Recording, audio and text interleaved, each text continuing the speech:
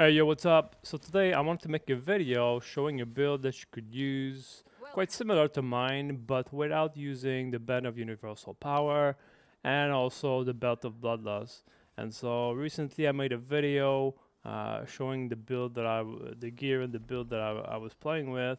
And one of the requests was that I make a guide and gear without the band of universal power and the belt of bloodlust. And I can understand that because both of these items are quite difficult to get and they're quite expensive. And if you're a new player, or maybe you don't have the time, or maybe you don't have the energy to grind for these items, then I can really understand why it can be difficult to get them.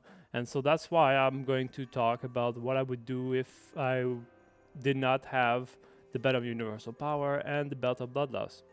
That being said, I think that if you're playing the game, I think one of your goals should be to get these two items, because those two items, especially the Band of Universal Power, it's probably like the Band of Universal Power in particular. I think it is probably the best ring in the game by far, and you should definitely try to get this item as possible.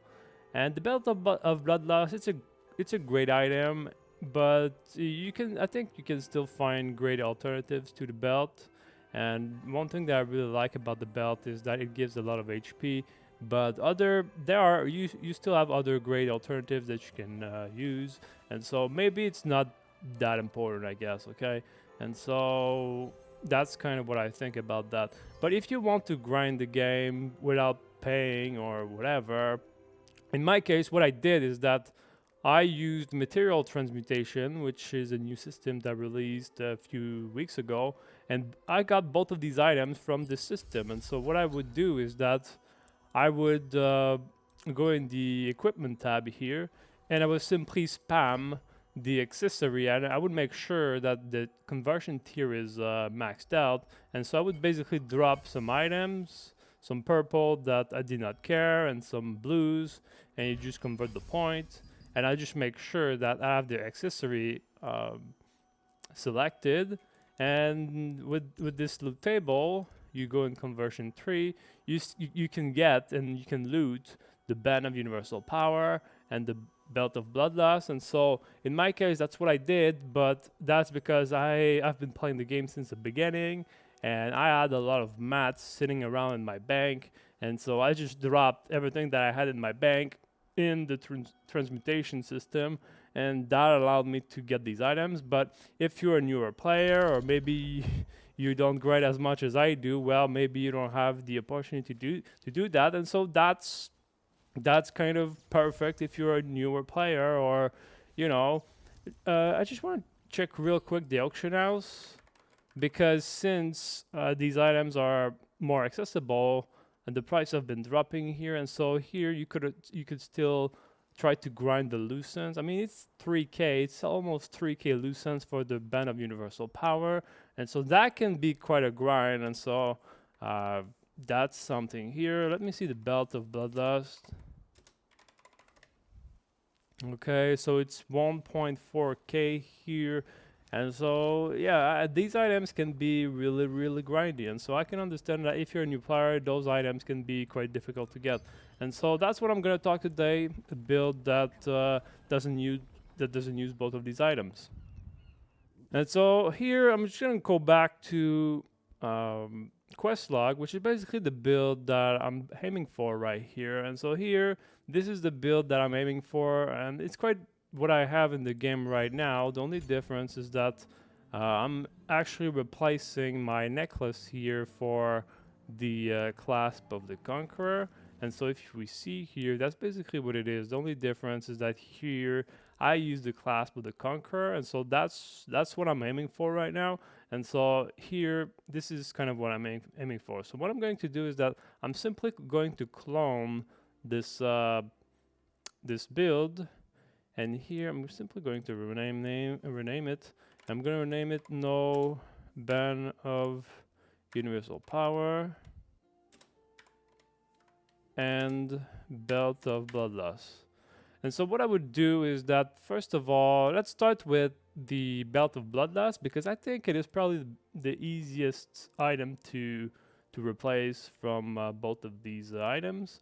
And so the Belt of Bloodlust, what I had before changing for the Belt of Bloodlust is that I had the Girdle of Spectral Skulls. This is what I had. And so I kind of like that because, first of all, it has some dexterity, and so it has 4 stats. So that's pretty cool. It has some mana regen, which is really helpful, especially in PvE. PvE is really good to have mana regen, and ranged defenses is actually a really good stats for you because, especially in PvP, ranged defense is actually really, really useful. Because in my case right now, the problem that I have in PvP is that the crossbow, people playing crossbows, they literally one-shot me, and so having more range defense, I think it is really, really good, and that's gonna make you more tanky against these types of people, and you know, just being able to defend yourself against crossbows and also longbows. But my problem is mostly with crossbows, so having more range defense can also be good. The only difference here that is very impactful, I think, is that the Belt of Bloodlust gives a lot of HP on both the belt and also as a trait, and so I think that can be a little problem here. So you might lack some HP, I think. So I don't know about that. So here it has some mana regen, and you could go with max mana. And since it has some mana regen here and also some max mana, maybe you could take the Shadow Harvester and maybe go for more endurance instead. So since this belt already has mana, maybe you could go for like magic endurance. I don't know. Maybe on the chest too. So instead of having mana regen, you could go for magic endurance. I don't know. It's just an idea. Okay. And so that's the first thing that I did. And the girdle of spectral skulls. This is the belt that I was using before the belt of bloodlust. And so if you don't like that, if you want more HP, maybe you could go for the butcher's belt. I don't know. The thing with the butcher's belt is that you're losing stats, so that can be a problem here. But it can be good if you actually want to be tankier. So the Belt of Bloodlust gives you more HP. It also gives some damage reduction, and the damage reduction is also very good against crossbows, so that can be good too. But I don't like the butcher's belt because you're actually losing stats, and so here the band of universal power. What you could do is it kind of depends what you want to do, I guess. And so before having the band of universal power, I actually had the Ember Dimensional Band, which gives a lot of stats. But the problem with the Ember Dimensional Band is that if you also have the Sapphire Dimensional Band, it has a set effect that you're actually losing stamina regen. You lose 10 stamina regen, and so because of that, it's kind of it's I don't know. I don't know about that one, if that makes sense, right? So the band, like the ring, you kind of have to choose your poison, if that makes sense. And so before having the universal band, this is what I was using. But what you could do as well is that you could also go, you could go with the band of the chosen one here, which is not that bad. But the thing is that this band here, it gives perception, and yes, it's a stat. It gives a lot. It gives 4 stats, but you already have a lot of perception, and so maybe it's not the greatest ring to have.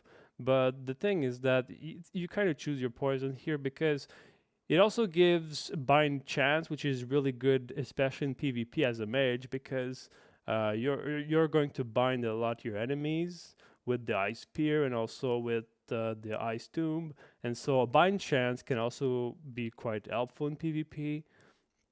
And there's also the etched alabaster band, which also gives 4 strength.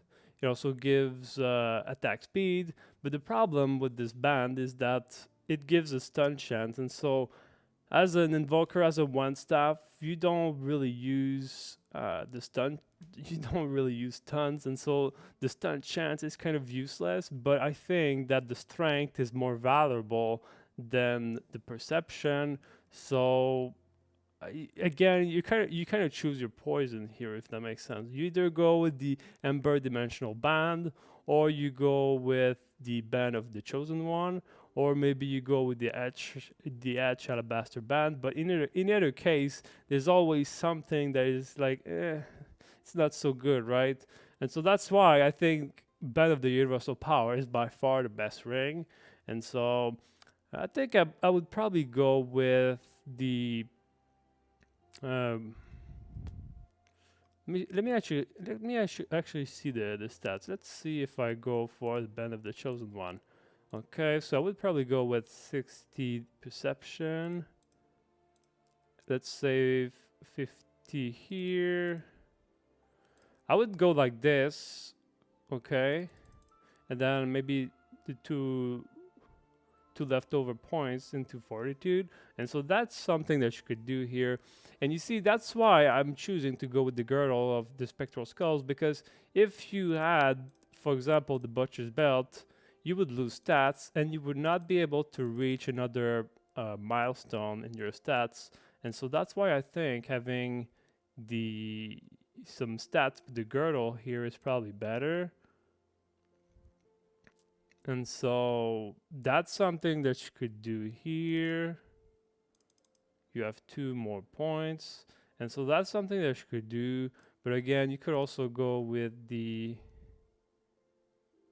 etched here. And so that gives strength instead. So you could go with something like this. But again, if you don't want to play with the perception, you could go and you see, I think this, because the thing is that you already have a lot of perception. So you could go to only 50 if you want, for example, in PvE, and you could put the other points into, oh, not here, maybe not here, okay. Maybe not in strength. You could go maybe something like this with the dexterity. But I'm not a big fan of the bonus damage here. As an invoker, as a one staff, I don't think it is that much valuable. So I don't know. But that's something that you could do if you want to try it out. I think having 60 perception is really good for PvP. And actually, I think that's what I would do here. I would probably go with the Edged Alabaster Band. It gives you more choices, I guess. You could also go with the Amber Dimensional Band. And so here you also get to 50. Okay, like this. Oh, okay, so you see here, if you use the Ember Dimensional Band, then maybe you could go with the Butcher's Belt with the max health, because I think the max health could actually be valuable. And so with this, you're able to reach all your milestone. But the trade-off that you have here is that since you're using both dimensional bands, you're losing a little bit of stamina regen, so that can be a little bit problematic here.